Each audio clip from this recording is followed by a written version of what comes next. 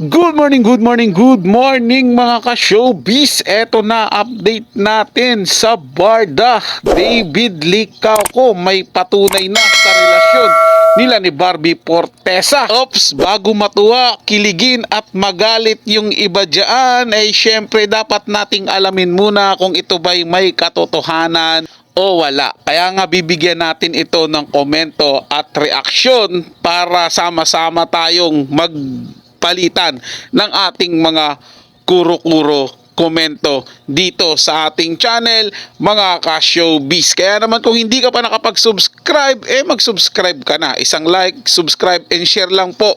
Napakalaking bagay po niyan dito sa ating channel. Kaya naman panoorin at pakinggan ang buong detalye at ikaw na ang humusga.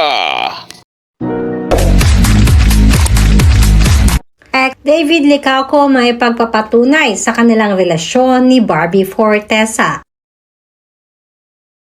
Latest update muna tayo para kay Barbie Fortesa, kung saan ay na-share nga ni Barbie kung paano niya in-spend ang araw niya ngayon.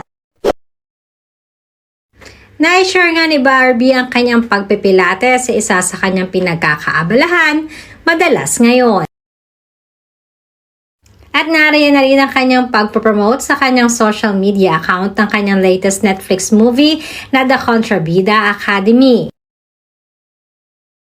Samantalang usap-usapan din ng mga kabarda fanatics kung kailan nga ba muling magkakasama or magkakaroon ng project ang dalawa. Dahil medyo namimiss na kasi ng napakaraming barda fanatics ang love team nila David at Barbie. Ngayon kasi ay katatapos lamang ng movie ni Barbie at ni Jameson, subalit madami ang nagsasabi na sadyang wala silang nakikitang chemistry sa dalawa. Pero ganun pa man ay patuloy pa rin ang pinapakitang pagsuporta ng mga fans ni Barbie. Ito ay dahil na rin sa dalaga. Samantalang, isa namang nakakakilig na pag-amin ang ginawa ni David sa kanyang isang interview pagkatapos ng kanyang basketball kamakailan. Inamin kasi ni David na sadyang si Barbie pa din ang siyang babalik-balikan niya kahit saan man siya makarating. Dahil ayon na rin sa pambansang Ginoo, ay wala daw di umanong katulad si Barbie. Ito ay kung pag-uusapan ng personal at maging sa kanilang career man. Kaya mismong si David di umano ay hindi na rin makapaghintay kung kailan nga ba muli silang magkakaroon ng project. Well mga ka-showbiz, kung pagbabasehan natin yung naging interview kay David Licauco, masasabi po natin doon pa lang sa sinasabi, sa sagot ni David Licauco, makukonfirma na natin na talagang si Barbie lang yung inaantay niya.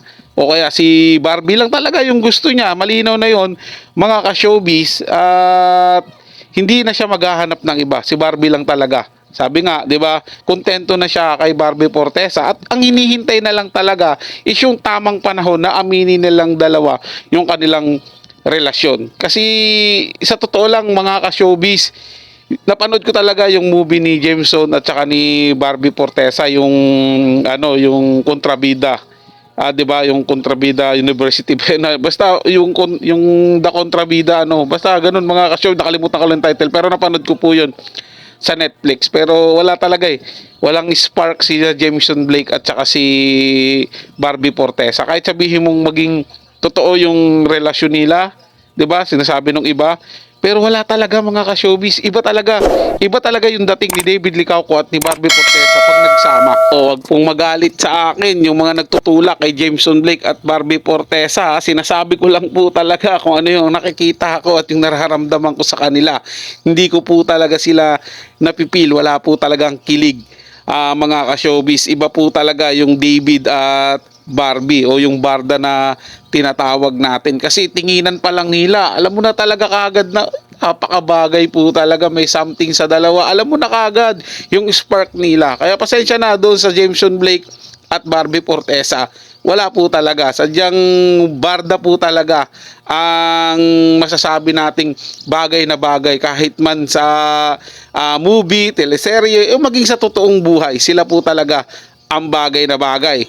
Kung pagdating dito sa balitang ito, kung totoo o hindi, bahala na po kayo humusga mga ka-showbiz. Basta yung sa akin, nagbe-base po ko doon sa sinabi niya na doon sa panayam po ni kay David Licauco, kasi totoo po yun, talagang binanggit niya yun at sinabi niya yun na si Warby lang yung babalik-balikan niya kahit saan man siya magpunta. So doon pa lang, kahit ako lalaki, sabihin ko yun, isa lang po ang pahiwatig nun, si Barbie lang ang gusto niya at si Barbie lang sapat na para sa kanya. Para sa mga bagong balitang showbiz, ugali ang tumutok dito sa ating channel at mag-subscribe at hit ang notification bell para laging mauna ka sa mga bagong balitang showbiz.